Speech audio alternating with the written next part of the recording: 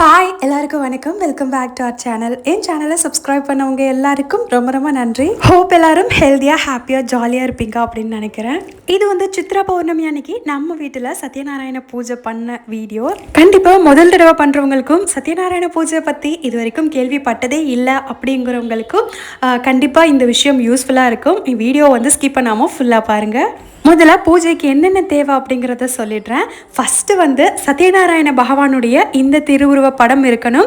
நம்ம பெருமாளுடைய ரூபம் அவதாரம் தான் சத்யநாராயண பகவானும் கூட.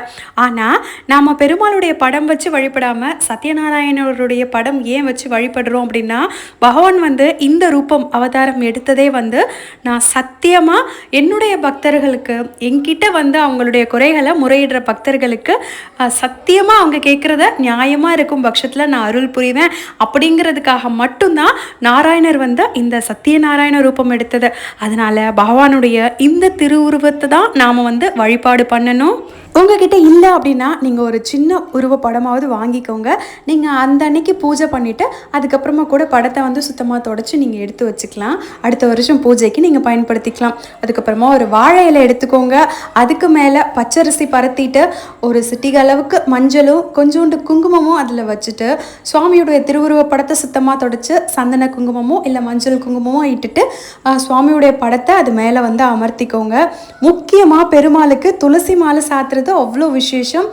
அந்த துளசியை கட்டும்போதே நாம் எப்போதுமே பெருமாளுடைய திருநாமத்தை உச்சரிச்சுக்கிட்டே கட்டும்போது அந்த துளசி மாலை கூட வந்து நமக்காக நம்ம கோரிக்கைகளை வந்து பெருமாளிடத்தில் வந்து முறையிடும் அப்படின்னு சொல்லுவாங்க. அதனால் அந்த துளசி மாலையை கட்டும்போதே பெருமாளுடைய திருநாமத்தை உச்சரிச்சுக்கிட்டே கட்டுறது ரொம்ப சிறந்தது. அதுக்கப்புறமா கலசம் தயார் பண்ணணும். அதுக்காக வேண்டி கலச தேங்காய் எடுத்திருக்கேன். தேங்காய் முழுக்க வந்து மஞ்சள் ஃபுல்லாக பூசிட்டு அதுக்கு மேலே இந்த மாதிரி குங்குமம் பொட்டு இடணும். இந்த பொட்டு வந்து பொட்டாக ரவுண்டாக, அதாவது வட்டமாக இடாமல் இப்படி நாமமாக இடணும். இவருக்கு மட்டும் இல்லை, பொதுவாகவே கலச தேங்காயில் நம்ம கலசம் வைக்கும்போது பொட்டாக வைக்காமல் நாமமாக வந்து போடுறது ரொம்ப சிறந்தது. ஸோ கலசம் வைக்கிறதுக்குமே வந்து அதே இலையிலேயே கீழே பச்சரிசி பரத்திட்டு அதுக்கு மேலே கலசம் வச்சு சுத்தமான தண்ணி அதில் ஊற்றிட்டேன். ரெண்டாவது வந்து பன்னீர் சேர்த்துருக்கேன். இதில் வந்து ஏதாவது 5, 7, 9 ஆக நமக்கு எவ்வளோ மங்கள பொருள் இதில் சேர்க்க முடியுமோ நம்ம வந்து சேர்த்துக்கலாம். நான் இதில் வந்து பன்னீர், ஜாதிக்காய், மாசிக்காய், கிராம்பு, மஞ்சள் இதெல்லாத்தையும் வந்து இதில் சேர்த்துருக்கேன். இது போக வந்து நம்ம இதுக்குள்ளே வந்து தங்கமோ வெள்ளியோ நகைகளோ இல்லை நாணயங்களோ எது வேணாலும் சேர்த்துக்கலாம். பச்சை கற்பூரம் சேர்க்கலாம். நம்மளால் எவ்வளோ முடியுமோ அவ்வளோ என்னென்ன மங்கள பொருள் இருக்கோ அதெல்லாம் சேர்த்துக்கலாம். இல்லை நாம் தயார் பண்ணி வச்சுருந்தா அந்த கலச தேங்காய் கலசத்துக்குமே வந்து துளசி மாலை சாத்திட்டு அதுக்கப்புறமா வந்து நம்ம வாசனை நிறைந்த மலர்கள், பன்னீர் ரோஜா இல்லைனா வந்து மல்லிகைப்பூ எது வேணாலும் சுவாமிக்கு சாத்தலாம். நான் வந்து தாமரைப்பூ வாங்கி வச்சுருந்தேன். கடைசி வரைக்கும் அன்னைக்கு பூஜையில் சுவாமிக்கு அதை வைக்கவே இல்லை, மறந்துட்டேன். ஆனால் நான் அந்த குறை வைக்கலை. அடுத்த நாள் வந்து சுவாமிக்கு பூஜை பண்ணும்போது நான் அதில் தாமரை மலர் வந்து வச்சுட்டேன். ஸோ பூஜைக்கு தயார் பண்ணுறவங்க நான் பண்ண இந்த தப்பை வந்து நீங்கள் பண்ணிட வேண்டாம். ஸோ ஞாபகம் வச்சுக்கோங்க, தாமரை மலர் வந்து திருமாலுக்கு சாத்துறது ரொம்ப நல்லது. அதுக்கு மேலே சாமந்தி பூவால் இன்னும் கொஞ்சம் அலங்காரம் பண்ணிவிட்டு அதுக்கப்புறமா பஞ்ச பாத்திரத்தில் தண்ணி எல்லாமே பூஜைக்கு வந்து ரெடி பண்ணி வச்சுட்டு நான் விளக்கேற்ற ஆரம்பிச்சிட்டேன். வாசல்லேருந்து விளக்கேற்றிட்டு வந்தேன். பூஜாரியில் ஏற்றிட்டு அதுக்கப்புறமா இங்கே வந்து சத்யநாராயண பகவான்கிட்டையும் வந்து விளக்கு ஏற்றிட்டேன். இப்போ நான் உட்காந்து 108 சத்யநாராயண போற்றி வந்து படிக்க போகிறேன். சத்யநாராயண பூஜையுடைய விசேஷமே சத்யநாராயணருடைய கதைகளை போட்டு கேட்குறது தான். அதில் வந்து பார்த்திங்கன்னா ஒவ்வொரு அத்தியாயமும் முடிஞ்சதுக்கப்புறமா சுவாமிக்கு ஒரு நைவேத்தியமாக சமர்ப்பணம் பண்ணி தீபாராதனை காட்டுவாங்க. நான் வந்து பார்த்திங்கன்னா டிவியில் போட்டு விட்டுட்டு அந்த சத்யநாராயண கதையை வந்து முழுக்க வந்து கேட்பேன். 108 சத்யநாராயண போற்றி வந்து படிப்பேன். நான் அவருக்கு பண்ணுற நைவேத்தியம் எல்லாமே மொத்தமாக வந்து அவருக்கு சமர்ப்பணம் பண்ணி தீபாராதனை பண்ணி நைவேத்தியம் பண்ணிவிடுவேன். ஸோ உங்களுக்கு வந்து ஒரு அத்தியாயம் படித்து கேட்டு பண்ணுறதுனாலும் நீங்கள் பண்ணலாம். இல்லை இந்த மாதிரி நான் பண்ணுற மாதிரி முழுக்க வந்து சுவாமிக்கு சமர்ப்பணம் பண்ணியும் நம்ம வந்து அவரை வணங்கலாம். இருக்கிறதுலே ரொம்ப ரொம்ப ரொம்ப ரொம்ப அருமையான பூஜை அப்படின்னா சத்யநாராயண பூஜை அப்படின்னு சொல்லுவேன். ஏன்னு கேட்டிங்கன்னா, பொதுவாக நம்ம ஒரு கடவுள்கிட்ட போயிட்டு தெய்வத்துக்கிட்ட நம்மளுடைய குறைகளையோ நிறைகளையோ நம்ம போய் முறையிடும் போது சுவாமி கிட்ட வந்து ஒரு நெருடலோடு நம்ம போய் அதை முறையிடுவோம். இது எனக்கு நடக்குமா நடக்காதா, இதுக்கு வந்து இது வந்து கடவுள் நமக்காக கொடுப்பாரா இல்லையா, நமக்கு வந்து தீர்க்கமான ஒரு நம்பிக்கையில் தான் போய் கும்பிடுவோம். இருந்தாலும் நம்மளுடைய மனசு வந்து உள்ள ஒரு ஓரமாக இது நடக்குமா நடக்காதா அப்படிங்கிற மாதிரி, நாமளும் மனுஷங்க தானே. ஸோ அந்த மாதிரி நேரத்தில் நமக்குள்ளே வந்து ஒரு சந்தேகம் எழும்.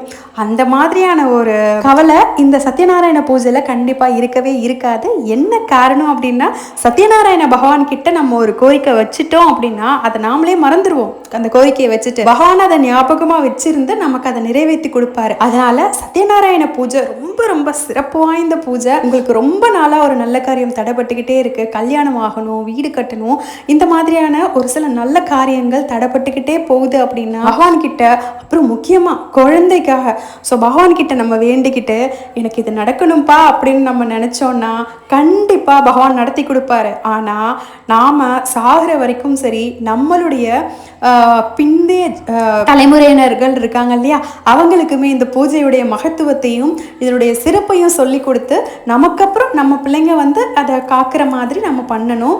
ஸோ கலசம் வச்சு நம்ம வழிபடுறோம் அப்படிங்கிற பட்சத்தில் நம்ம பிள்ளைங்களுமே அதை தொடர்ந்து செஞ்சுட்டு வந்தால் ரொம்ப நல்லது.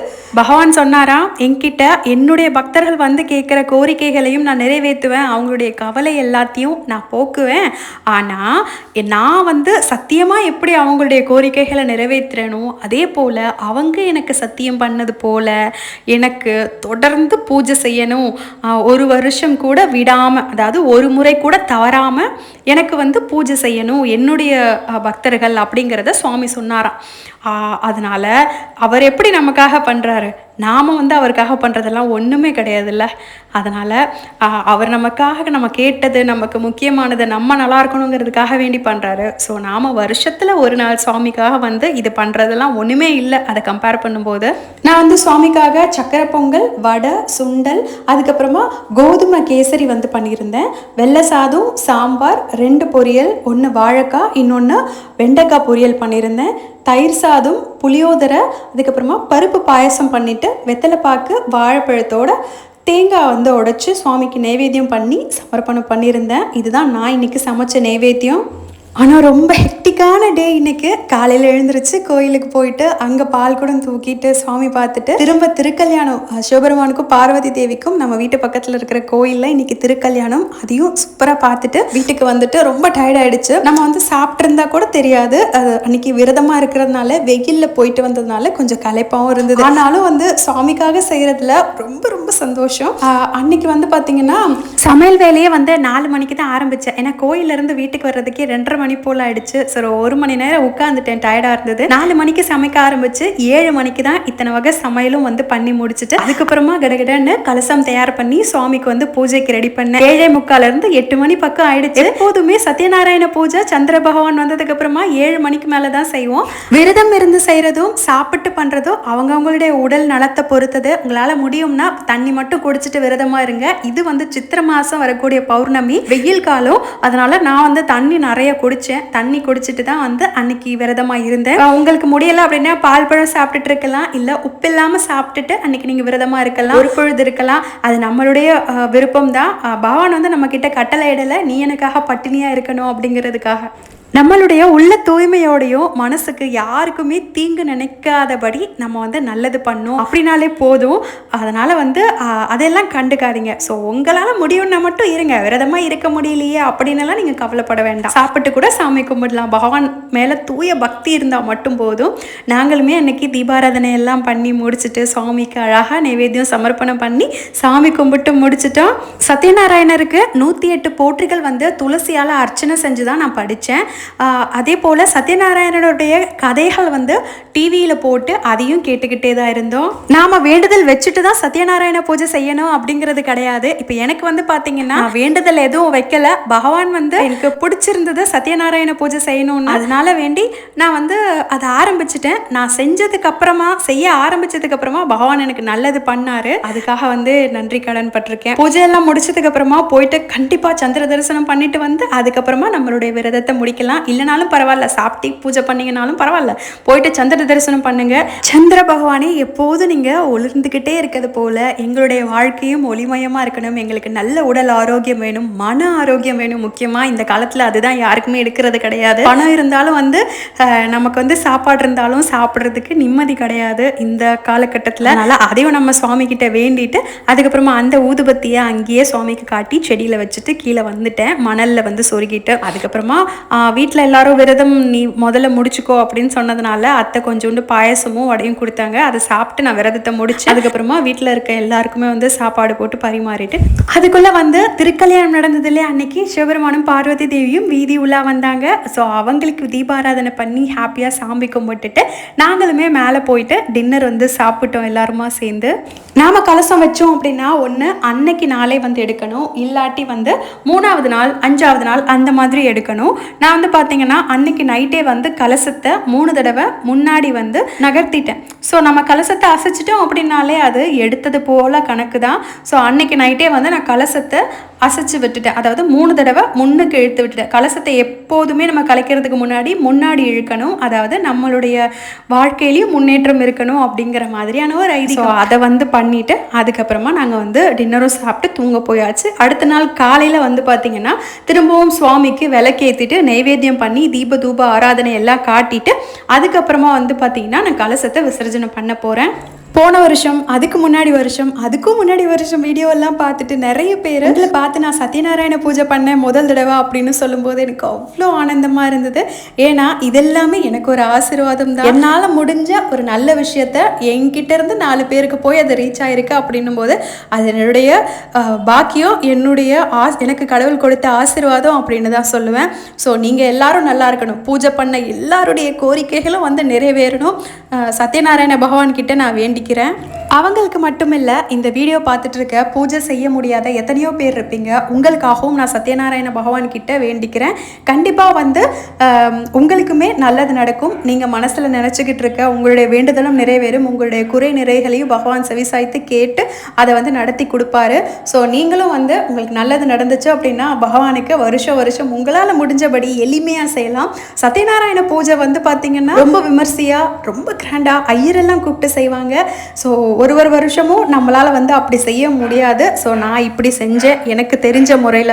இந்த பூஜை ஒரு மாதமும் பௌர்ணமியில், எல்லா மாதமும் வரக்கூடிய பௌர்ணமியில் கலசம் வச்சு செய்யலாம். இல்லை வருஷத்துக்கு ஒரு முறை சித்ரா பௌர்ணமி அன்னைக்கு, சித்திரை மாதம் வரக்கூடிய பௌர்ணமி அன்னைக்கு செய்யலாம். அப்புறம் புரட்டாசியில் வரக்கூடிய பௌர்ணமி அப்போ செய்யலாம். நான் சொல்கிறது வருஷத்துக்கு ஒரு முறை செய்கிறவங்களுக்கு, மாதம் செய்கிறவங்க எல்லா பௌர்ணமிக்குமே கலசம் வச்சு சத்யநாராயண பகவானை தாராளமாக வணங்கலாம். அது ரொம்ப சிறப்பும் கூட. கலசத்தை விசர்ஜனம் பண்ணிட்டு கலசத்துக்குள்ளே போட்ட பொருள் எல்லாத்தையுமே எடுத்துட்டேன். அந்த ஜாதிக்கா மாசிக்காலாம் நல்ல தண்ணியில் ஊறி போயிருக்கும் இல்லையா, கிராம்பு, அது கொஞ்சம் உலரணும் அப்படிங்கிறதுக்காக பூஜை அறையிலேயே ஒரு சுத்தமான தட்டில் சுவாமிகிட்டே வச்சுட்டேன். அண்ட் அதுக்குள்ளே இருக்கிற கலச தண்ணி அவ்வளோ சுத்தமானது. ஏன்னா பகவான் கலசத்தில் எழுந்தருள்னார் இல்லையா, அந்த தண்ணியை வீடு முழுக்க தெளிச்சு விட்டுட்டேன். மீதம் இருக்கும் தண்ணி நிறைய மீறும், அந்த தண்ணியை கால்படாதபடி செடியில் விட்டுருங்க. நான் துளசி செடியில் ஊற்றிட்டேன். அதுக்கப்புறமா கலச தேங்காவை 2ஆக உடைச்சிருங்க. அதுலேருந்து நீங்கள் தேங்காய் பர்ஃபி இல்லை இனிப்பு எது வேணாலும் செய்யலாம். அதில் இருக்க மாயிலே நம்ம வீட்டு வாசலில் சொருகிடலாம். ஸோ இந்த வீடியோ கண்டிப்பாக அவங்க எல்லாருக்கும் யூஸ்ஃபுல்லாக இருக்கும், பிடிச்சிருக்கோம் அப்படின்னு நம்புகிறேன். வீடியோ பிடிச்சிருந்தா லைக் பண்ணிக்கோங்க. நீங்கள் நம்ம சேனலில் புதுசாக பார்க்குறீங்கன்னா ப்ளீஸ் சப்ஸ்கிரைப் பண்ணிக்கோங்க. இன்னும் ஒரு இன்ட்ரெஸ்டிங்கான வீடியோவில் பார்க்கலாம். அது வரைக்கும் பாய்.